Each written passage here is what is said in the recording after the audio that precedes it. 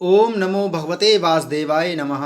नमस्कार दोस्तों, स्वागत है आप सभी का हमारे चैनल भक्ति ज्ञान में। दोस्तों, आज मैं आपको विष्णु पुराण की कथा का श्रवण करा रहा हूँ, जिसमें हम विष्णु पुराण के पहले अंश के 10वें अध्याय की कथा का श्रवण करेंगे, जिसमें हम वर्णन करेंगे भृगु, अग्नि और अग्निस्वांत आदि पितरों की संतान का वर्णन।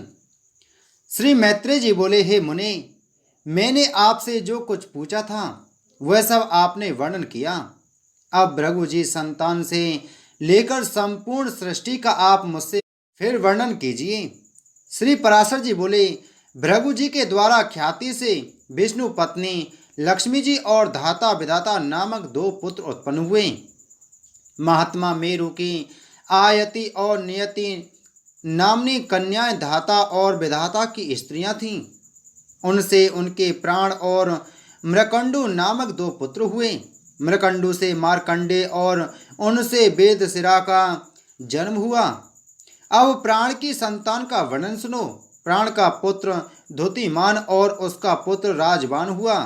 हे महाभाग, उस राजवान ने फिर भृगु वंश का बड़ा विस्तार हुआ। मरीचि की पत्नी संभूति ने पौण मास को उत्पन्न किया। उस महात्मा के बिरजा और पर्वत 2 पुत्र थे। हे द्विज, उनके वंश का वर्णन करते समय मैं उन दोनों की संतान का वर्णन करूंगा। अंगिरा की पत्नी स्मृति थी। उसके सिनी वाली कुहू, राका और अनुमति नाम की कन्याएं हुईं। अत्रि की भार्या अनुसुया ने चंद्रमा, दुर्वासा और योगी दत्तात्रेय इन निष्पाप पुत्रों को जन्म दिया।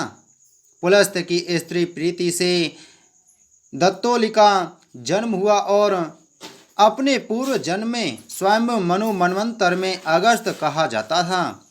प्रजापति पुलह की पत्नी क्षमा से कर्मद, उर्वरियान और सहिष्णु ये 3 पुत्र हुए। क्रतु की संतति नामक भार्या ने अंगूठे के पौरुओं के समान शरीर वाले तथा प्रखर सूर्य के समान तेजस्वी बाल खिल्या आदि 60,000 उद्रेता मनुष्यों को जन्म दिया। वशिष्ठ की ऊर्जा नामक स्त्री से रज, गोत्र, ऊर्ध्वबाहु, सवन, अनग, सुतपा और शुक्र ये 7 पुत्र उत्पन्न हुए। ये निर्मल स्वभाव वाले समस्त मुनिगण तीसरे मनवंतर में सप्तऋषि हुए। हे द्विज, अग्नि का अभिमानी देव जो ब्रह्मा जी का ज्येष्ठ पुत्र है, उसके द्वारा स्वाहा नामक पत्नी से अति तेजस्वी पावक, पवमान और जल को भक्षण करने वाला शुचि ये 3 पुत्र हुए। इन तीनों प्रत्येक के 15-15 पुत्र के क्रम से 45 संतानें हुई। पिता अग्नि और उसके 3 पुत्रों को मिलाकर ये सब अग्नि ही कहलाते हैं। इस प्रकार कुल 49 अग्नि कहे गए हैं। हे द्विज, ब्रह्मा जी द्वारा रचे गए जिन अनगिनत अग्निस्वांता और साग्निक, वैरसद आदि पितरों के विषय में तुमसे कहा था, उनके द्वारा स्वधा ने मेना और धारणी नामक 2 कन्याएं उत्पन्न की। वे दोनों ही उत्तम ज्ञान से संपन्न और सभी गुणों से युक्त ब्रह्मवादिनी तथा योगिनी थीं। इस प्रकार यह दक्ष कन्याओं की वंश परंपरा का वर्णन किया। जो कोई श्रद्धापूर्वक इसका स्मरण करता है वह निसंतान नहीं रहता। आइए सुनते हैं श्री विष्णु पुराण के पहले अंश के 11वें अध्याय को, जिसमें हम वर्णन करेंगे ध्रुव का वन गमन और मरीचि आदि ऋषियों से भेंट। श्री पराशर जी बोले, हे मैत्रेय, मैंने तुम्हें स्वयं मनु के प्रियव्रत एवं उत्तानपाद नामक 2 महाबलवान और धर्मज्ञ पुत्र बतलाए थे। हे ब्रह्मन, उनमें से उत्तानपाद की प्रेयसी पत्नी सुरुचि से पिता का अत्यंत लाडला उत्तम नामक पुत्र हुआ। हे द्विज, उस राजा की जो सुनीति नामक राजमहिषी थी, उसमें उसका विशेष प्रेम न था। उसका पुत्र ध्रुव हुआ। एक दिन राज सिंहासन पर बैठे हुए पिता की गोद में अपने भाई उत्तम को बैठा देख ध्रुव की इच्छा भी गोद में बैठने की हुई, किंतु राजा ने अपनी प्रेयसी सुरुचि के सामने गोद में चढ़ने के लिए उत्कंठित होकर प्रेमवश आए हुए उस पुत्र का आदर नहीं किया। अपनी सौत के पुत्र को गोद में चढ़ने के लिए उत्सुक और अपने पुत्र को गोद में बैठा देख सुरुचि इस प्रकार कहने लगी, अरे लल्ला, बिना मेरे पेट से उत्पन्न हुए किसी अन्य स्त्री का पुत्र होकर भी तू व्यर्थ क्यों ऐसा बड़ा मनोरथ करता है? तू अविवेकी है, इसलिए ऐसी अलभ्य उत्तमोत्तम वस्तु की इच्छा करता है। यह ठीक है कि तू भी इन्हीं राजा का पुत्र है, तथापि मैंने तो तुझे अपने गर्भ में धारण नहीं किया। समस्त चक्रवर्ती राजाओं का आश्रय रूप यह राज सिंहासन तो मेरे ही पुत्र के योग्य है। तू व्यर्थ क्यों अपने चित्त को संताप देता है? मेरे पुत्र के समान तुझे वृथा ही यह ऊंचा मनोरथ क्यों होता है? क्या तू नहीं जानता कि तेरा जन्म सुनीति से हुआ है? श्री पराशर जी बोले, हे द्विज, बेमाता का ऐसा कथन सुन वह बालक कुपित हो पिता को छोड़कर अपनी माता के महल को चल दिया। हे मैत्रेय, जिससे ओष्ठ कुछ कुछ कांप रहे थे, ऐसे अपने पुत्र को क्रोध युक्त देख सुनीति ने उसे गोद में बिठाकर पूछा, बेटा, तेरे क्रोध का कारण क्या है? तेरा किसने आदर नहीं किया? तेरा अपराध करके कौन तेरे पिताजी का अपमान करने चला है? श्री पराशर जी बोले, ऐसा पूछने पर ध्रुव ने अपनी माता से वे सब बातें कह दी जो अति गर्वीली सुरुचि ने उससे पिता के सामने कही थीं। अपने पुत्र के सिसक सिसक कर ऐसा कहने पर दुखनी सुनीति ने खिन्न चित्त और दीर्घ निश्वास के कारण मलिनयना होकर कहा। सुनीति बोली, बेटा, सुरुचि ने ठीक ही कहा है, अवश्य ही तू मंदभाग्य है। हे वत्स, पुण्यवानों से उनके विपक्षी ऐसा नहीं कह सकते। बच्चा, तू व्याकुल मत हो, क्योंकि तूने पूर्व जन्म में को जो कुछ किया है उसे दूर कौन कर सकता है, और जो नहीं किया वह तुझे दे भी कौन सकता है। इसलिए तुझे उसके वाक्यों से खेद नहीं करना चाहिए। हे वत्स, जिसका पुण्य होता है उसी को राजासन, राजछत्र तथा उत्तम उत्तम घोड़े और हाथी आदि मिलते हैं। ऐसा जानकर तू शांत हो जा। अन्य जन्मों में किए हुए पुण्य कर्मों के कारण ही सुरुचि में राजा की सुरुचि प्रीति है, और पुण्यहीना होने से ही मुझ जैसी स्त्री केवल भार्या भरण करने योग्य ही कही जाती है। उसी प्रकार उसका पुत्र उत्तम भी बड़ा पुण्य पुंज संपन्न है, और मेरा पुत्र तू ध्रुव मेरे समान ही अल्प पुण्यवान है। तथापि बेटा, तुझे दुखी नहीं होना चाहिए, क्योंकि जिस मनुष्य को जितना मिलता है वह अपनी ही पूंजी में मग्न रहता है।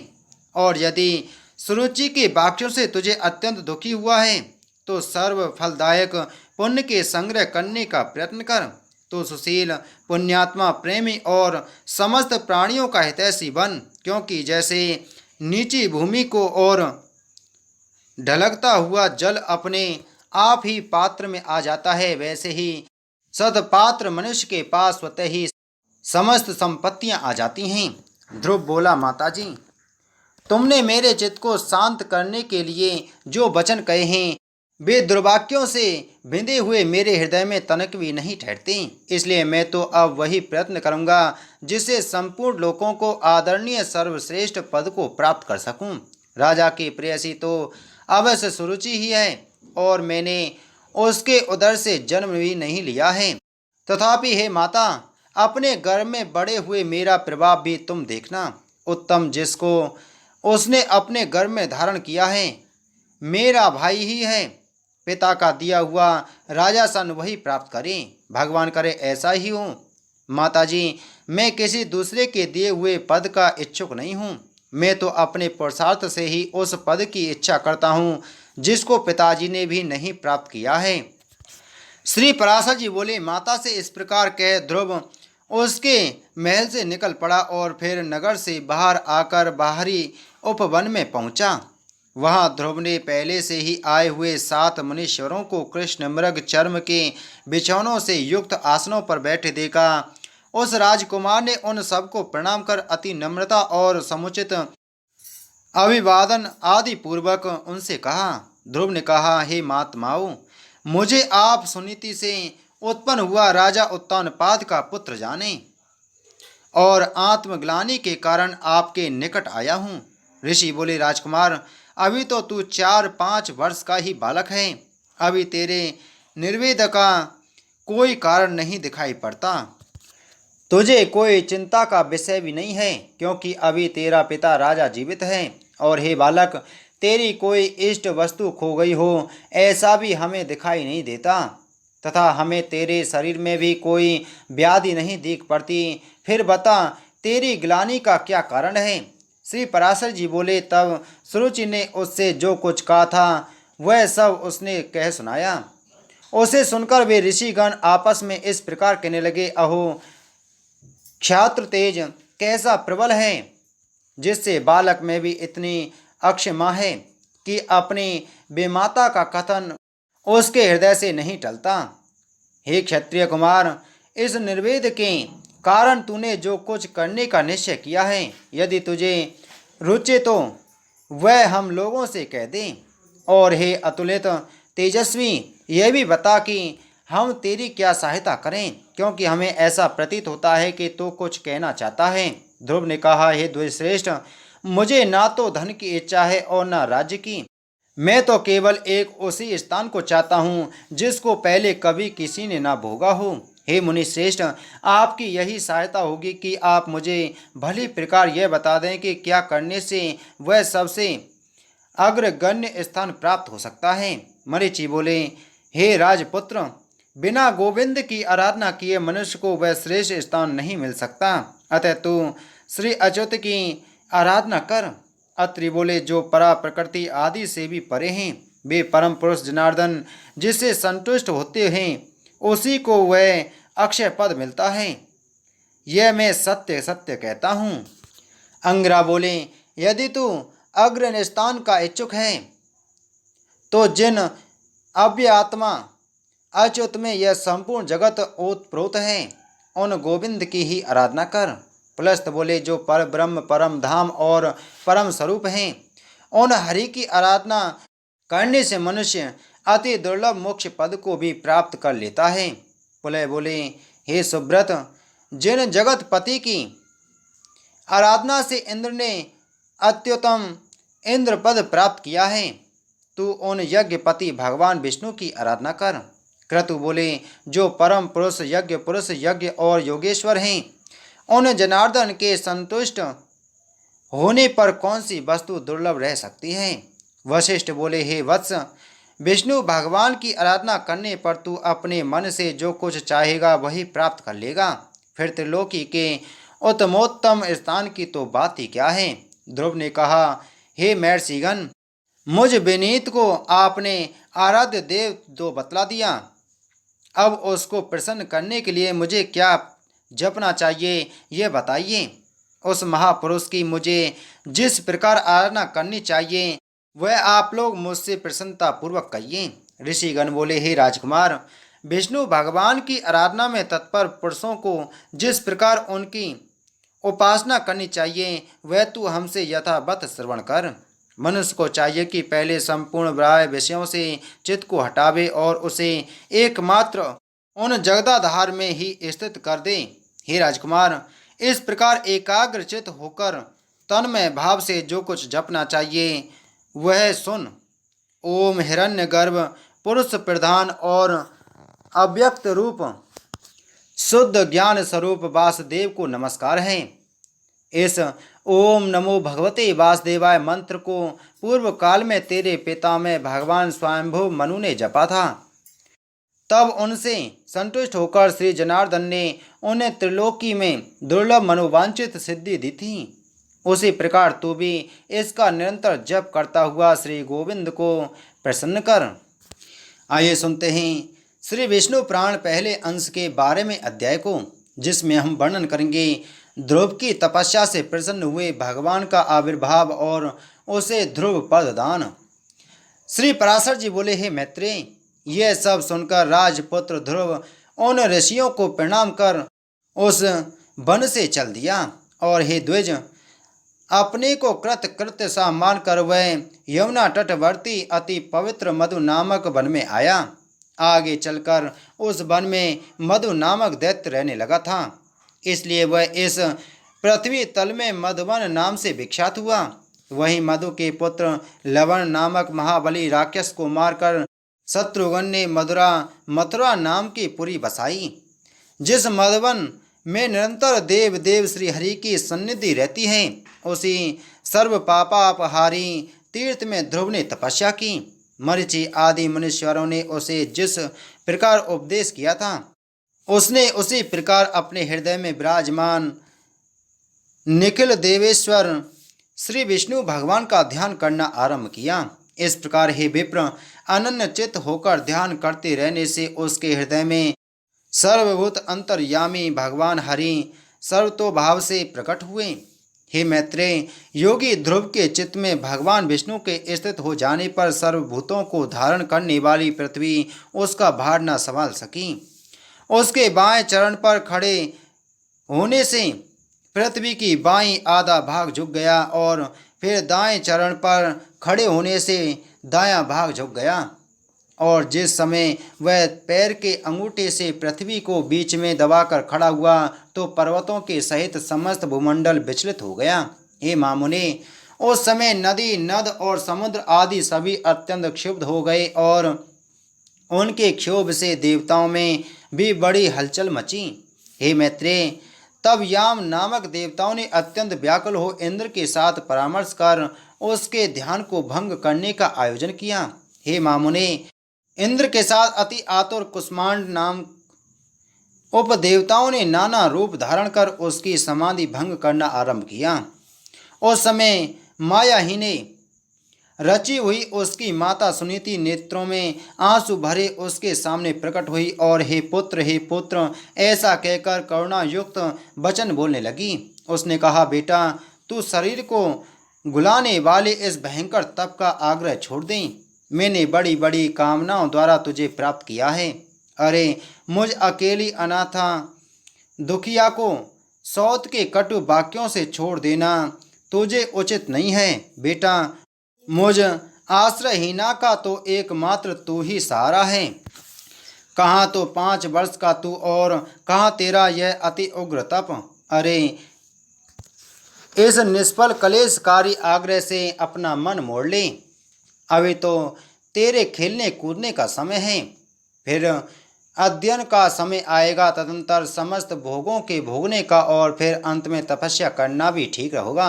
बेटा, तुझे सुकुमार बालक का जो खेल कूद का समय है उसी में तू तपस्या करना चाहता है, तो इस प्रकार क्यों अपने सर्वनाश में तत्पर हुआ है। तेरा परम धर्म तो मुझको प्रसन्न रखना ही है, अतः तू अपनी आयु और अवस्था के अनुकूल कर्मों में ही लग, मोह का अनुवर्तन न कर और इस तप रूपी अधर्म से निवृत्त हो। बेटा, यदि आज तू इस तपस्या को ना छोड़ेगा तो देख, तेरे सामने ही मैं अपने प्राण छोड़ दूंगी। श्री पराशर जी बोले, हे मैत्रेय, भगवान विष्णु में चित्त स्थिर होने के कारण ध्रुव ने उसे आंखों में आंसू भरकर इस प्रकार विलाप करती देखकर भी नहीं देखा। तब, अरे बेटा, यहाँ से भाग भाग, देख, इस महाभयंकर वन में ये कैसा घोर राक्षस अस्त्र शस्त्र उठाए आ रहे हैं। ऐसा कहती हुई वह चली गई और वहाँ जिनके मुख से अग्नि की लपटें निकल रही थीं, ऐसे अनेकों राक्षसगण अस्त्र शस्त्र संभाले प्रकट हो गए। उन राक्षसों ने अपने अति चमकीले शस्त्रों को घुमाते हुए उस राजकुमार के सामने बड़ा भयंकर कोलाहल किया। उस नित्य योग युक्त बालक को भयभीत करने के लिए अपने मुख से अग्नि की लपटें निकालती हुई सैकड़ों स्यारियां घोर नाद करने लगीं। वे राक्षसगण भी इसको मारो मारो, काटो काटो, खाओ खाओ, इस प्रकार चिल्लाने लगे। फिर सिंह, ऊंट और मकर आदि के से मुख वाले वे राक्षस राजपुत्र को त्राण देने के लिए नाना प्रकार से गरजने लगे, किंतु उस भगवत दास चित्त बालक को वे राक्षस, उनके शब्द, स्यारियां और अस्त्र शस्त्र आदि कुछ भी दिखाई नहीं दिए। वह राजपुत्र एकाग्रचित्त से निरंतर अपने आश्रयभूत विष्णु भगवान को ही देखता रहा और उनसे किसी की ओर किसी भी प्रकार दृष्टिपात नहीं किया। तब संपूर्ण माया के लीन हो जाने पर उससे हार जाने की आशंका से देवताओं को बड़ा भय हुआ। अतः उसके तप से संतप्त हो वे सब आपस में मिलकर जगत के आदि कारण शरणागत वत्सल अनादि और अनंत श्री हरि की शरण में गए। देवता बोले, हे देवादिदेव जगन्नाथ परमेश्वर पुरुषोत्तम, हम सब ध्रुव की तपस्या से संतप्त होकर आपकी शरण में आए हैं।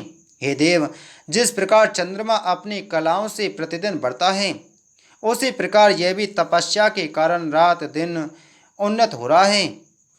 हे जनार्दन, इस उत्तानपाद के पुत्र की तपस्या से भयभीत होकर हम आपकी शरण में आए हैं। आप उसे तप से निवृत्त कीजिए। हम नहीं जानते वह इंद्रत्व चाहता है या सूर्यत्व, अथवा उसे कुबेर, वरुण या चंद्रमा के पद की अभिलाषा है। अतः ही ईश, आप हम पर प्रसन्न होइए और इस उत्तानपाद के पुत्र को तप से निवृत्त करके हमारे हृदय का कांटा निकालिए। श्री भगवान बोले, हे सुरगन, उसे इंद्र, सूर्य, वरुण अथवा कुबेर आदि किसी के पद की अभिलाषा नहीं है। उसकी जो कुछ इच्छा है वह मैं सब पूर्ण करूँगा। हे देवगण, तुम निश्चिंत होकर इच्छानुसार अपने अपने स्थानों को जाओ। मैं तपस्या में लगे हुए उस बालक को निवृत्त करता हूँ। श्री पराशर जी बोले, देवादिदेव भगवान के ऐसा कहने पर इंद्र आदि समस्त देवतागण उन्हें प्रणाम कर अपने अपने स्थानों को गए। सर्वात्मा भगवान हरि ने भी ध्रुव की तन्मयता से प्रसन्न हो उसके निकट चतुर्भुज रूप से जाकर इस प्रकार कहा। श्री भगवान बोले, हे उत्तानपाद के पुत्र ध्रुव, तेरा कल्याण हो। मैं तेरी तपस्या से प्रसन्न होकर तुझे वर देने के लिए प्रकट हुआ हूँ। हे सुवत्र, तू वर मांग। तुझे संपूर्ण बाह्य विषयों से उपरत होकर अपने चित्त को मुझ में ही लगा दिया है, अतः मैं तुझसे अति संतुष्ट हूँ। अब तू अपनी इच्छानुसार श्रेष्ठ वर मांग। श्री पराशर जी बोले, देवादिदेव भगवान के ऐसे वचन सुनकर बालक ध्रुव ने आंखें खोली और अपनी ध्यानावस्था में देखे हुए भगवान हरि को साक्षात अपने सम्मुख खड़े देखा। श्री अच्युत को किरीट तथा शंख, चक्र, गदा, सांग, धनुष और खड़क धारण किए देख उसने पृथ्वी पर सिर रखकर प्रणाम किया और सहसा रोमांचित तथा परम भयभीत होकर उनसे देव देव की स्तुति करने की इच्छा की। किंतु इनकी स्तुति के लिए मैं क्या कहूँ? क्या कहने से इनका स्तवन हो सकता है, यह न जानने के कारण वह चित्त में व्याकुल हो गया और अंत में उसने उन देव देव की ही शरण ली। ध्रुव ने कहा, भगवान, आप यदि मेरी तपस्या से संतुष्ट हैं तो मैं आपकी स्तुति करना चाहता हूँ। आप मुझे यही वर दीजिए जिससे मैं स्तुति कर सकूं। हे देव, जिनकी गति ब्रह्मा आदि वेदज्ञ जन भी नहीं जानते, उन्हीं आपका मैं बालक कैसे स्तवन कर सकता हूँ। किंतु हे परम प्रभु, आपकी भक्ति से द्रवीभूत हुआ मेरा चित्त आपके चरणों की स्तुति करने में प्रवृत्त हो रहा है, अतः आप इसे उसके लिए बुद्धि प्रदान कीजिए। श्री पराशर जी बोले, हे द्विजवर्य, तब जगतपति श्री गोविंद ने अपने सामने हाथ जोड़े खड़े हुए उस उत्तानपाद के पुत्र को अपने वेद में शंख के अंत वेदांत में भाग से छू दिया। तब तो एक क्षण में ही वह राजकुमार प्रसन्न मुख से अति विनीत हो सर्वभूताधिष्ठान श्री अच्युत की स्तुति करने लगा। ध्रुव बोले, पृथ्वी, जल, अग्नि, वायु, आकाश, मन, बुद्धि, अहंकार और मूल प्रकृति, ये सब जिनके रूप हैं, उन भगवान को मैं नमस्कार करता हूँ, जो अति शुद्ध, सूक्ष्म, सर्वव्यापक और प्रधान से भी परे हैं। वह पुरुष जिनका रूप है, उन गुण भोक्ता परम पुरुष को मैं नमस्कार करता हूँ। हे परमेश्वर, पृथ्वी आदि समस्त भूत गंध आदि, उनके गुण, बुद्धि आदि, अंतःकरण, चतुष्टय तथा प्रधान और पुरुष जीव से भी परे जो सनातन पुरुष हैं, उन आप निखिल ब्रह्मांड नायक के ब्रह्मभूत शुद्ध स्वरूप आत्मा की मैं शरण हूँ। हे सर्वात्मन, हे योगियों के नित्यनीय, व्यापक और वर्धनशील होने के कारण आपका जो ब्रह्म नाम स्वरूप है, उस विकार रहित रूप को मैं नमस्कार करता हूँ। हे प्रभु, आप हजारों मस्तकों वाले, हजारों नेत्रों और हजारों चरणों वाले परम पुरुष हैं। आप सर्वतः व्याप्त हैं और पृथ्वी आदि आवरणों के सहित संपूर्ण ब्रह्मांड को व्याप्त कर 10 गुण महाप्रमाण से स्थित हैं।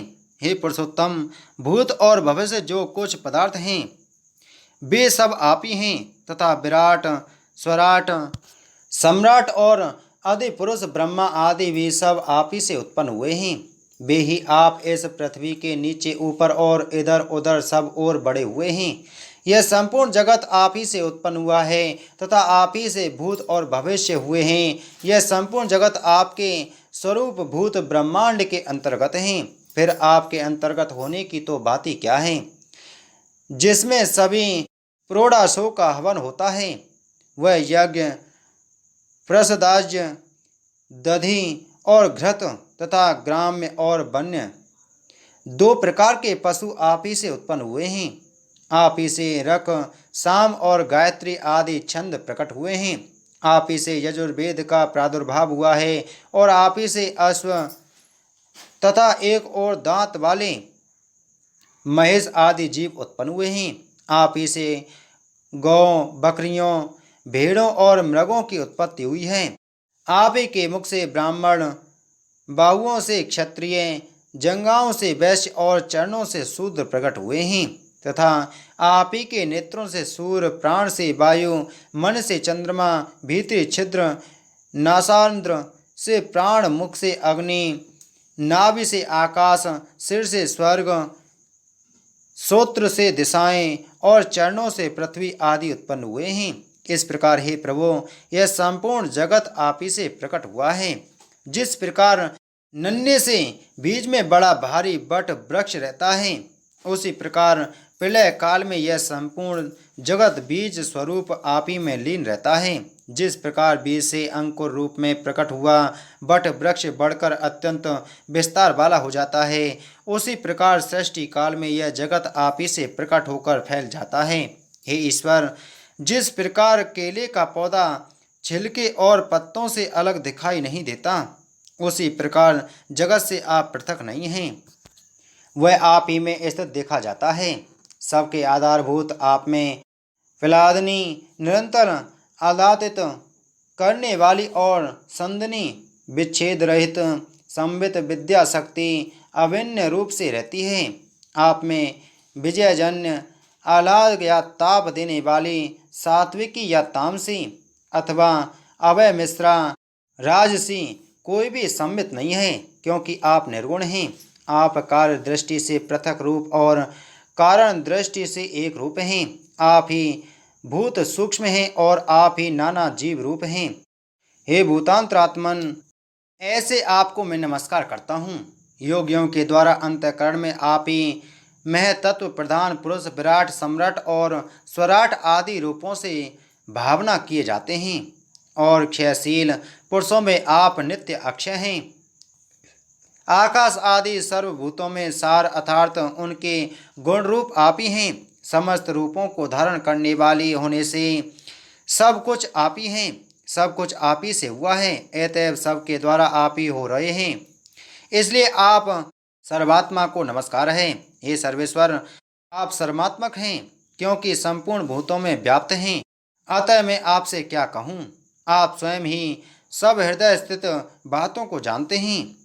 हे सर्वात्मन, हे सर्वभूतेश्वर, हे सब भूतों के आदि स्थान, आप सर्वभूत रूप से सभी प्राणियों के मनोरथों को जानते हैं। हे नाथ, मेरा जो कुछ मनोरथ था वह तो आपने सफल कर दिया, और हे जगतपते, मेरी तपस्या भी सफल हो गई, क्योंकि मुझे आपका साक्षात दर्शन प्राप्त हुआ। श्री भगवान बोले, हे ध्रुव, तुमको मेरा साक्षात दर्शन प्राप्त हुआ, इससे अवश्य ही तेरी तपस्या तो सफल हो गई, परंतु हे राजकुमार, मेरा दर्शन भी तो कभी निष्फल नहीं होता। इसलिए तुझको जिस वर की इच्छा हो वह मांग ले। मेरा दर्शन हो जाने पर पुरुष को सभी कुछ प्राप्त हो सकता है। ध्रुव बोले, हे भूत भवेश्वर भगवान, आप सभी के अंतःकरणों में विराजमान हैं। हे ब्रह्मन, मेरे मन की जो कुछ अभिलाषा है वह क्या आपसे छिपी हुई है?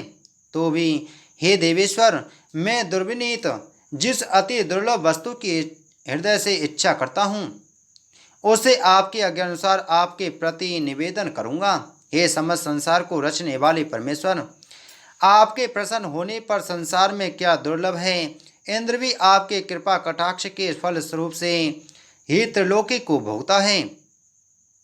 प्रभु, मेरी सौतेली माता ने गर्भ से अति बढ़ बढ़कर मुझसे यह कहा था कि जो मेरे उदर से उत्पन्न नहीं है उसके योग्य यह राजासन नहीं है। अतः हे प्रभु, आपके प्रमाद से मैं उस सर्वोत्तम एवं अव्यय स्थान को प्राप्त करना चाहता हूँ जो संपूर्ण विश्व का आधारभूत हो।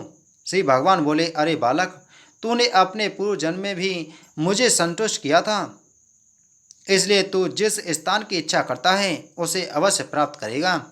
पूर्व जन्म में तू एक ब्राह्मण था और मुझ में निरंतर एकाग्रचित रहने वाला माता पिता का सेवक तथा स्वधर्म का पालन करने वाला था। कालांतर में एक राजपुत्र तेरा मित्र हो गया।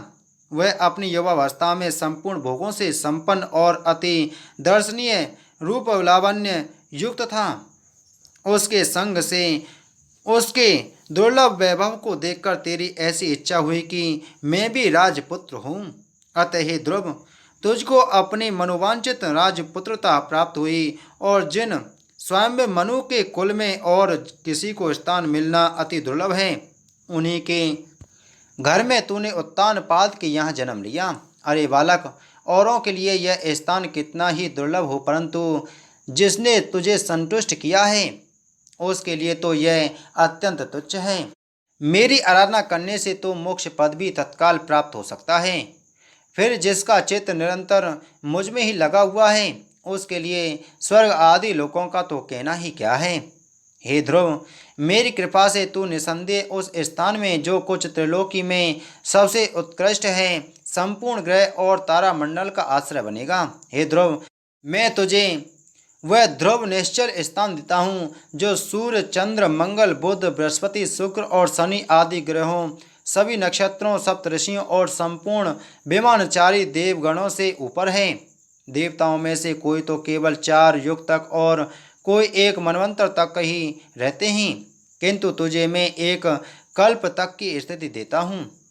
तेरी माता सुनीति भी अति स्वच्छ तारा रूप से उतने ही समय तक तेरे पास एक विमान पर निवास करेगी, और जो लोग समाहित चित्त से सायंकाल और प्रातःकाल ये समय तेरा गुण कीर्तन करेंगे उनको महान पुण्य होगा। श्री पराशर जी बोले, हे मामते, इस प्रकार पूर्व काल में जगतपति देवादिदेव भगवान जनार्दन से वर पाकर ध्रुव उस अति उत्तम स्थान में स्थित हुए। हे मुने, अपने माता पिता की धर्म पूर्वक सेवा करने से तथा द्वादशाक्षर मंत्र के महात्म्य और तप के प्रभाव से उनके मान, वैभव एवं प्रभाव की वृद्धि देखकर देव और असुरों के आचार्य शुक्रदेव ने ये श्लोक कहे हैं।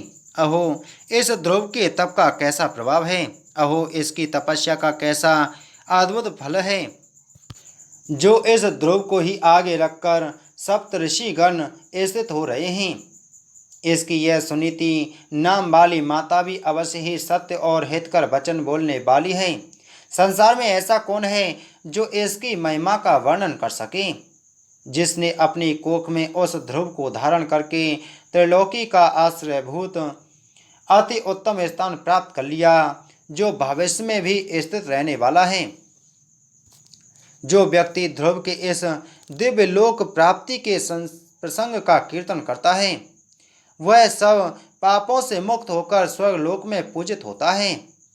वह स्वर्ग में रहे अथवा पृथ्वी में कभी अपने स्थान से च्युत नहीं होता तथा समस्त मंगलों से भरपूर रहकर बहुत काल तक जीवित रहता है। बोलो विष्णु पुराण की जय। बोलो विष्णु भगवान की जय।